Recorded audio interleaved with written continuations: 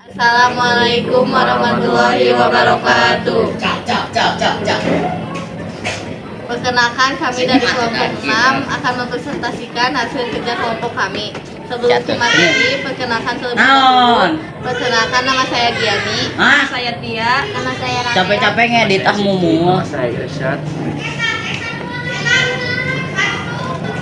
Di sini kami akan menjelaskan jalur rempah-rempah Indonesia.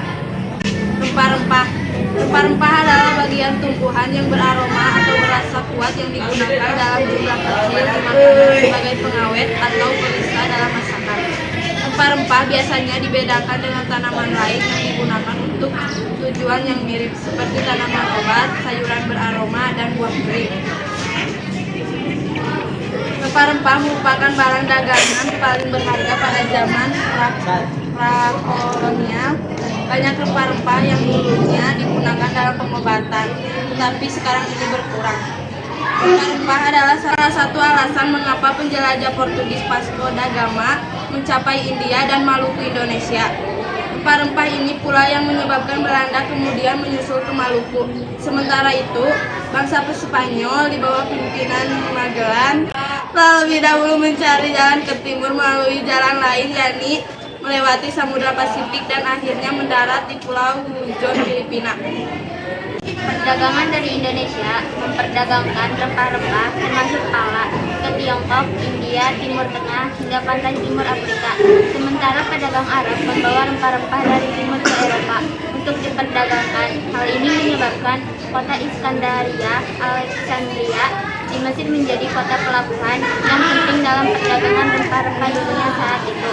Ditemukan angin muson menyebabkan rute perdagangan beralih dari yang semula melalui jalur darat menjadi jalur laut. Abad Pertengahan. Rempah-rempah merupakan salah satu produk paling mahal dan diminati pada abad pertengahan. Dengan komoditas paling umum ialah lada hitam, kayu manis, beserta alternatif kasia, jintan putih, pala, jahe, dan cengkih. Berkaitan dengan teori utama dalam dunia medis abad pertengahan, humoralisme, rempah-rempah, dan herba dianggap penting dalam menyeimbangkan humor dalam makanan. Selain digunakan dalam kedokteran abad pertengahan, kaum elit Eropa juga menggemari rempah-rempah. Salah satu contohnya ialah Raja Aragon yang mencurahkan banyak sumber daya untuk membawa rempah-rempah ke Spanyol pada abad ke-12. Ia bukanlah salah satu monarki Eropa yang mencari rempah-rempah dengan tujuan untuk ditambahkan ke dalam minuman anggur.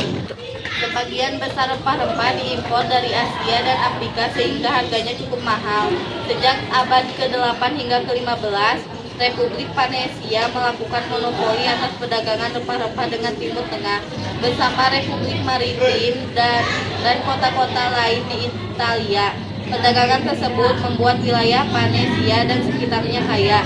Diperkirakan sebanyak 100 ton lada dan 100 ton rempah-rempah lain diimpor menuju Eropa Barat selama abad pertengahan akhir. Komoditas ini memiliki nilai yang setara dengan biji-bijian untuk 1,5 juta orang. Rempah-rempah paling eksklusif saat itu ialah saffron yang digunakan sebagai perasa dan pewarna merah kekuningan makanan. Jalur rempah mencakup berbagai lintasan jalur budaya yang melahirkan peradaban global dan kehidupan kebangsaan masyarakat secara abad-abad lampau. Jalur rempah maksudnya asimilasi hubungan antar bangsa di Indonesia sudah terjadi begitu sejak di masa lalu. Kehadiran para pedagang antar bangsa memiliki peranan penting terhadap perkembangan budaya yang masih bisa kita lihat dan laksanakan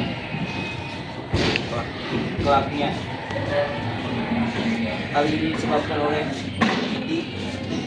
komoditi rempah yang berasal dari berbagai kepulauan di Nusantara yang terlibat dalam lalu lintas perdagangan di masa lampau, sehingga menjadi salah satu jalur budaya. Jalur rempah mencakup berbagai lintasan jalur budaya dari timur Asia hingga barat Eropa terhubung dengan benua Amerika, Afrika, dan Australia.